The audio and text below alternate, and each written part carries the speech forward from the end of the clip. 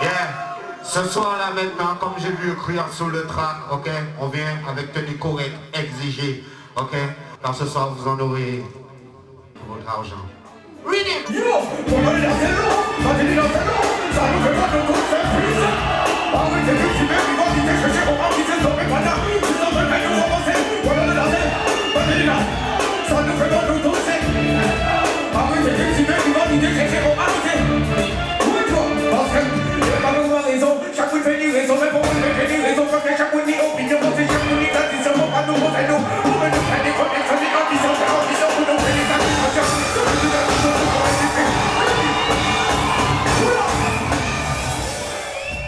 Originaire de la Jamaïque, le reggae dancehall est désormais incontournable en radio, télévision et tout autre média.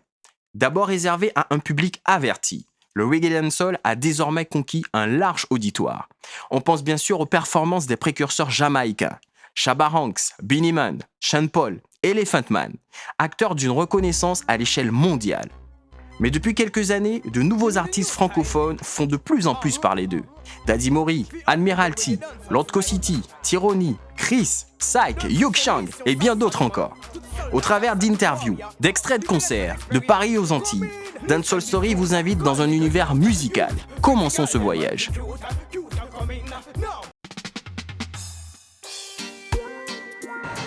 Ben, qu'est-ce qui était là avant? Avant, il y avait le rock'n'roll, il y avait une espèce de musique variété. Et sinon, bon, on se retrouvait à travers les groupes antillais, à travers les groupes haïtiens. Je me rappelle que ce qui tournait beaucoup à cette époque, c'était le Kourou, là, avec le Gloria Isaac. Jacob Miller, avec une chanson qui m'avait marqué, c'était Mr. Officer. Et, il y avait aussi tous les groupes, les Steel Pulse, les Haswad, les Third World, qui explosaient à cette époque. Et il faut se souvenir aussi qu'à cette époque, Bob Marley était encore vivant. Donc nous avions bien sûr les albums de Bob, Confrontation, qui étaient sortis. Et après, quand il y a eu la vague Robadob Style, il a fallu que nous aussi on se mette au boulot. Nous, à l'époque, quand on nous demandait ce qu'on faisait comme musique, on répondait on fait du Robadob. Robadob à la base, tu vois, c'est du reggae music. Hein? Robadob, c'est reggae music un peu plus moderne, quoi. Ça veut dire avec un style un peu plus accéléré. Au reggae, certains créateurs jamaïcains ont ajouté un peu de beats, des beats un peu plus rapides de musique américaine. On swingait un peu plus les batteries, qui fait que ça allait un peu plus vite et c'était un peu plus rythmé. Oh, on peut parler de Robadob à partir des années 90, 89, 90, on peut parler de Robadob style. Hein? Parce qu'avant ça, c'était un peu du roots. Hein? Et plus ou moins avec le temps qui a changé, les nouveaux artistes sont arrivés, puis s'exprimer sur différents styles. Donc on a appelé ça un peu Robadob. La première fois où il y a un terme nouveau qui a été attribué au reggae, c'est quand on a parlé de raga music, ragamuffin. Quand Gregory Isaac et Dennis Brown ont fait la chanson Ragamuffin, ça correspondait en fait à un style de vie qui apparaissait en Jamaïque, qui était le style de vie des gens du ghetto, qui sont des gens pauvres et qui souvent vont nu-pieds, quoi. Ragamuffin, si on cherche vraiment la signification de ce mot, ça veut dire débrouillard.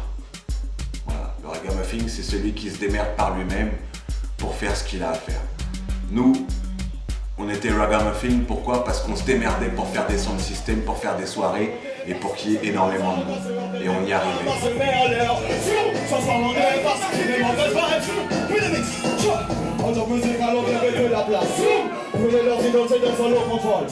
On va ramener la salon à la meuf à toi. Ça nous est égal si le beau détail. C'est l'extermination des mauvaises sorciers. Bataille à terminer, c'est notre mission. Sur ceux qui ne veulent pas nous voir avancer. Si ils continuent de se feront effacer. Les mains en l'air. Ça se passe des places. Ceux qui nous ont agacés. C'est là ce qu'on appelait Bogle à l'époque. C'est les premiers.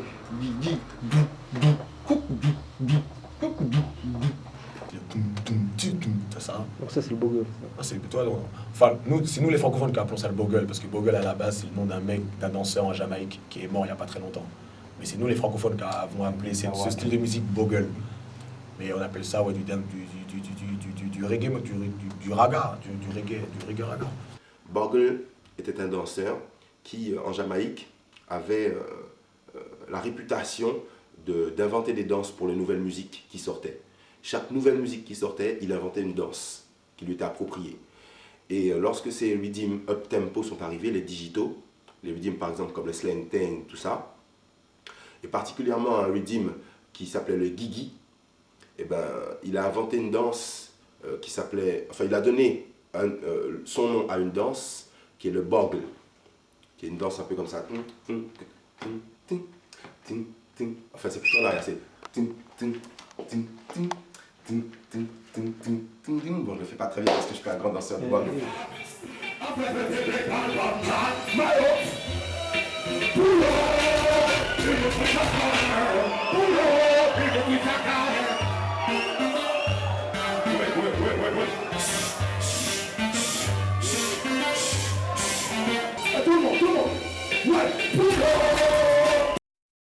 Donc avec le Robadop Style, tout ça, il y a eu Yellowman, les Rankin Toyan, les premiers DJ qui ont mash-up, qui nous a nous motivés, des gens comme Sopa John, Pablo Masta.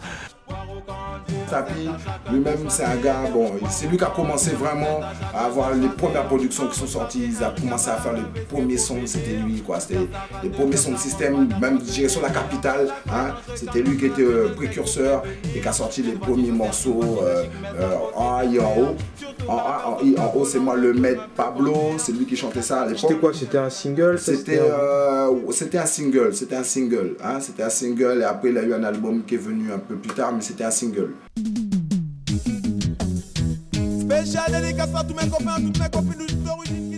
Et je sais que à Corentin Cariou, il y avait beaucoup d'artistes et que parmi ces artistes, Pablo était celui qui se démarquait parce qu'il avait un style et un charisme. Et je dirais qu'il est le DJ qui a marqué les années 80 jusqu'en 90 avec Daddy Yod aussi. Phénoménal 1. Moi, Daddy Yod, c'était comme si la star guadeloupéenne, mais que tu voyais pas spécialement, ou bien, puisqu'à là, jamais bon, pas spécialement en concert ou peut-être comme ça. Donc, Daddy Yod, t'es qu'avec Daddy Yod, qu'on les chabarangs, qu'on des monde qu'on attend, qui n'y a un niveau qu'on attend sans et tout partout, mais qu'on pas qu'à voir, mais comme liste en plus en guadeloupéen, tu regardes, putain, un guadeloupéen qui a niveau là, ça, ouais. Donc, c'est vrai que moi, c'était qu'avec Daddy Yod, vraiment qu'on exemple, quoi. Juste en quelle année? Ah, les années 90, hein.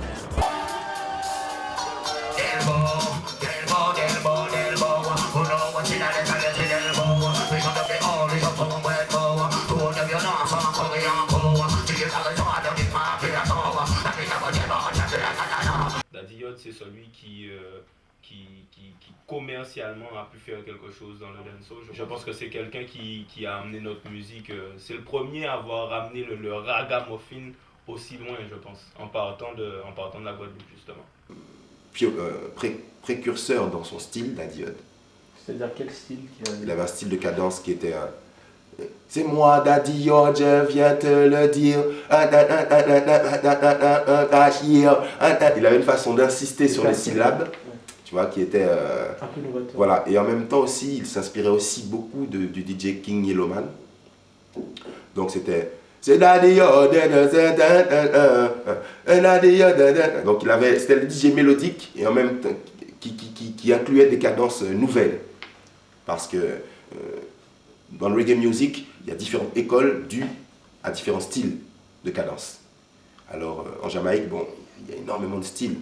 Qui a voulu arrêter ma carrière, qui n'a pas compris que je n'étais pas né un paupère. Dites-moi, qui a voulu écouter ma carrière. Mettre fin à mon règne dans leur tête, j'ai un tête de dos. Ils ont voulu arrêter ma carrière, qui n'a pas compris que je n'étais pas né un paupère. Dites-moi, qui a voulu écouter ma carrière. Mettre fin à mon règne dans leur tête, j'ai un tête de dos. M'effacer, m'éliminer, était prévu dans leur plan. Tout pour me pousser à bout et me réduire à néant. Comme si à tout prix, je devais disparaître. Malheureusement pour eux, dans la bataille, je reste. J'ai traversé le désert, je résiste à la tempête. Franchement, au début, quand ça a commencé, il y avait les artistes qui étaient vraiment reconnus. C'était MC Yannick, Daddy Harry, Don Miguel, parce que c'était les seuls à avoir vraiment sorti une production, enfin un CD. avec du reggae, du dancehall dessus, en fait du dancehall surtout en majorité dessus. C'était quand même c'était bon esprit. Si je dois citer quelqu'un dont je me rappelle là, c'est les Metal Sons. Je dirais que c'est le premier groupe dont je me souviens qui était dans cette mouvance, si on peut dire, reggae nouvelle branche, reggae robadom, et qui ont marqué les esprits au pays. Metal Sons, c'est un groupe qui arrivait, c'est-à-dire qu'au début de ce qu'on avait appelé le raga, la période du raga local, quoi, tu vois, et c'est juste avec Skunky, Radical, Prince Radical, tu vois, il y avait Big Michel aussi, et, tu vois, et Cole Charlie. Et moi-même, tu vois, bon, avec Metal Sons, on a fait 3 albums, on a fait les hits comme Trop Jeune, Jet Fuel Douce, Dis-moi, Je pars avec le crack, et tout ce qui s'ensuit, quoi, tu vois, et puis d'autres encore comme Cale de bateau et plein d'autres titres comme ça. Tu vois, on fait partie, on peut dire, au niveau du dance, du reggae, des pionniers, avec MC Janik, les MC Janik, Bouba Mikey.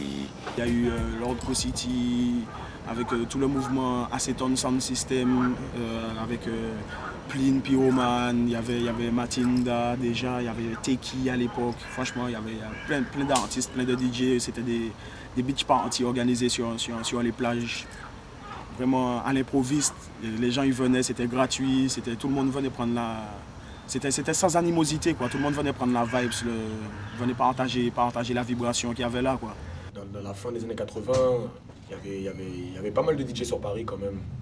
Il y avait des DJ tels que Sai Sai, Tonton David, Naughty, il y avait Little Danny, tu avais Pablo Master, Mick et Mossman, tu avais plein de DJ. Il y a toujours beaucoup de gens qui écoutent du reggae, mais un peu moins qui écoutent du dancehall. Donc on n'était pas beaucoup, il y avait pas mal de sound system à l'époque. La seule différence avec aujourd'hui, c'est que pour écouter du dancehall, il fallait aller dans les sound systems parce que ça passait pas à la radio. Et donc c'était un truc de passionné, quoi. C'était vraiment ceux qui connaissaient le reggae, le dancehall et qui vivaient ça au jour le jour, quoi. C'était pas du tout la mode. On n'en entendait pas à la radio, on n'en voyait pas à la télé.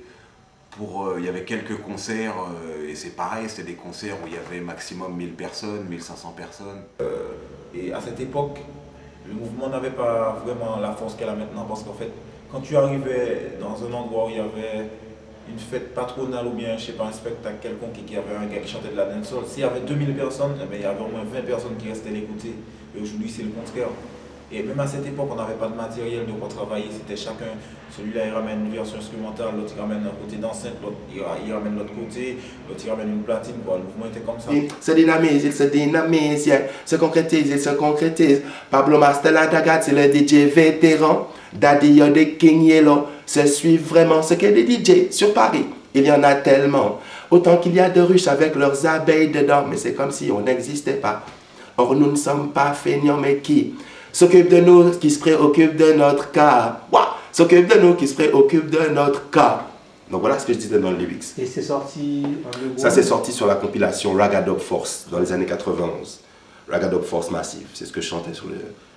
Donc tu vois, c'était un peu une sorte d'historique de ce que moi je connaissais en tout cas, mon historique du dancehall et les DJ qui pour moi, à cette époque, se démarquaient du lot même. Ceux qui tournaient, Raga Sonic. Voilà, Raga Sonic. Et ça a beaucoup influencé les jeunes. Dans la façon de poser. La façon de parler, la façon dont franchement, tout le monde chantait le Raga Sonic. Voilà. Et tout le monde le chantait. Et ça, les titres, j'entends parler du sida, il y avait Aiguisé comme une lame, il y avait plein de sons. Bless. Là, vous savez quoi, le dancehall, man, ça a commencé au ghetto. Et là, on est au ghetto, man, comme je t'avais dit. T'as vu? Le perroquet vert, c'est là. Tu vois, oh, il y a les immeubles là. Là, il y avait un truc en tôle. Ça, c'était ghetto vibe, tu vois. Et les anciens même, c'est là qu'ils faisaient leur son. Et c'est là que c'était. Ça s'appelle le perroquet vert. Comme là, on a King Charlie, Ranking Oliver, Dread Lion et toute la clique. Alors, c'est eux. C'est là que c'est commencé, ouais. C'est là que monsieur commencé, dancehall commencé dans la gueule ça. Ouais. Ça c'est ghetto. Ouais.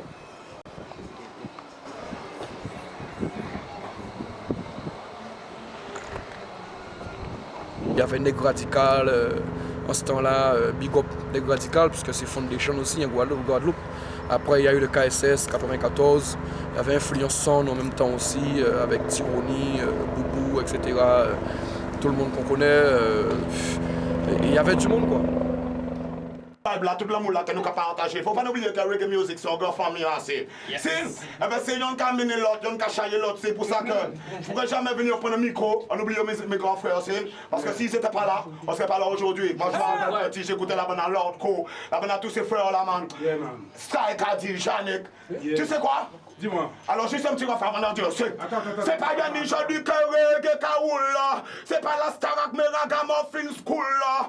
Son ensemble là, c'est pas son ababa cool. Tu le kamashop et massive la capoule là. Mixé gros kazouk hip hop ou soul là. Babylon capet de la boule. Big up la new school, on est pour la old school intelligent man. C'est pas pour pop star full. Le gars laisse son pays, son bel pour la cité.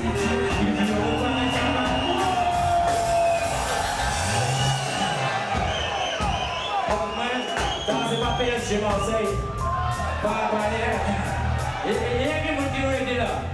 Ok, bye bye, je. Ok. Non, je peux pas dire pour qui. Mais du même pourquoi. Et tous les gens qui travaillent, tout ça sont allés au débat. Ah, ok. Non! Mais qu'est-ce qu'il a fait ça? Mais les gens. Babylone, qu'est-ce qu'il a fait ça? Mais les gens dans les amis, encore une fois. Mais qu'est-ce qu'il a fait ça? Mais les gens dans les problèmes, dans les amis. Mais qu'est-ce qu'il a fait ça? Mais les gens dans les amis. Le gars laisse son pays tomber pour la city. Il dit au revoir à sa famille, ses amis. Il peut voyager, aller chercher la vie. Finalement c'est dans les problèmes qu'il a dit.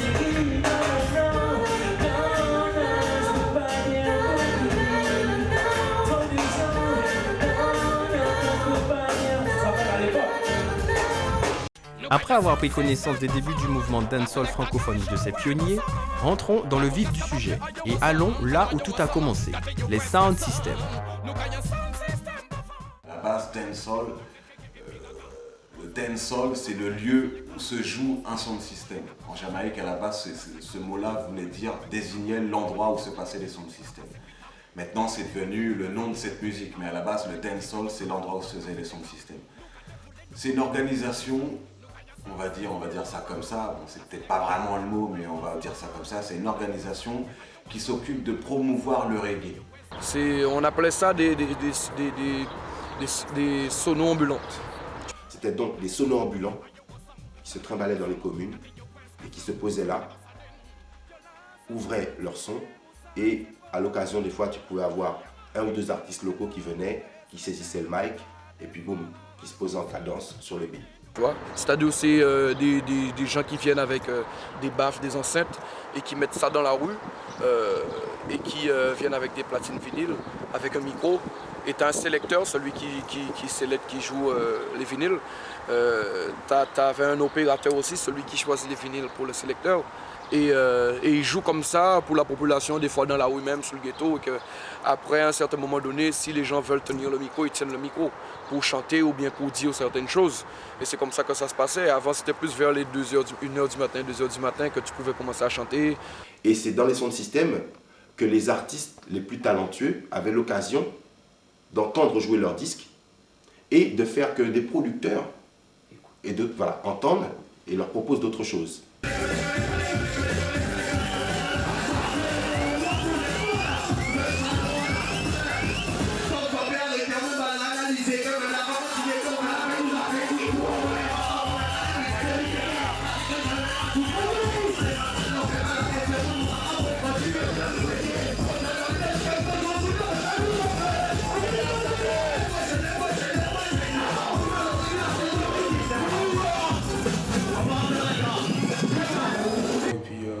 Sound system c'était ça, c'était plutôt la débrouillardise, c'était woodboy. Mais woodboy dans ce sens positif, c'est-à-dire que c'était pas woodboy pour Woodboy, c'était Woodboy pour faire quelque chose de positif. Et donc c'est ça que j'ai apprécié dans les sound systems qui m'ont donné beaucoup de vibes. Des sound systems comme Chalawa, comme Influence Sound, des sound systems comme Black Warrior Sound que je représente actuellement. Et les sound systems, vraiment au départ, et c'était hors la loi, pas déclaré assassin. On faisait ça souvent chez les gens.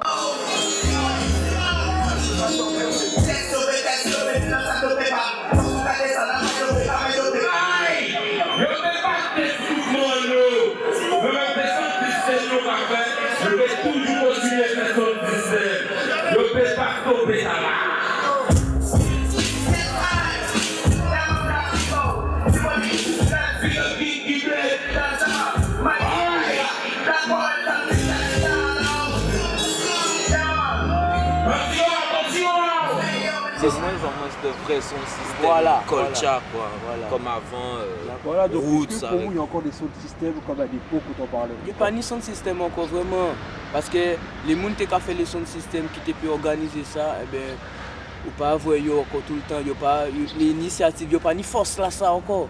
Et que bon, il y a peut-être qu'à attendre si d'autres gens pour faire ça. Ou que on nous descend, mais ou que plus soirée à 20-25 € pour que les gens viennent pour pied là. Tu vois, mais pas à l'écoute de ta musique ou de ton texte, ou pas à l'écoute vraiment de l'artiste. Les sons déjà, on n'a jamais minimisé le truc, c'est-à-dire que nous-mêmes on était toujours dans le ghetto. Et on faisait des sons aussi bien dans le ghetto, c'est-à-dire qu'on voyait les craquettes en face de nous, tout ça, donc on parlait pour en direct. Donc le truc il avait un vrai sens, c'était pas genre on parle de ça et tu vois, on est chez maman et non, on vient voir ce qui se passe, on a des frères qui sont là, qui galèrent, qui essaient de s'en sortir aussi, donc on est là aussi avec eux quoi. Regardez la mano de grève, de fou, c'est la qui t'a la tête, c'est y'a pas ni tout nous misère, nous, à deux, ce que fait nos pas, c'est beaucoup. Aïe, si on est pour y'a péché, ainsi tout le monde. C'est pour ça que si tu nous fais prendre la tête, respectez le monde, ne comprendre, c'est la fête. On ne sent pour ne rien pour marcher pour elle. Parce que le beau rôle, boum, des sons là, pointés sur la tête, des sons force, c'est sur la tête, des sons Kagem, y'a sur la tête, des sons Dieu, y'a sur la tête, des sons New York, y'a sur la tête, des sons London, y'a sur la tête. Comment est-ce encore? Est-ce que c'est important de Sound System, c'est l'école à DJ. Dans ce sens-là, que c'est là où on a confronté au monde qui en milieu là, je veux dire, c'est là qu'on apprend, si tu veux, à tenir un micro devant un public. On peut se confronter à ses pairs, à des gens qui partagent la même passion, qui ont peut-être plus d'expérience. Et c'est là qu'on apprend tout, quoi. Moi, c'est là que j'ai pris mes repères, où je me suis construit une identité en tant qu'artiste par rapport à des références que j'avais à l'époque. Je pense surtout à Washington Crew, quoi.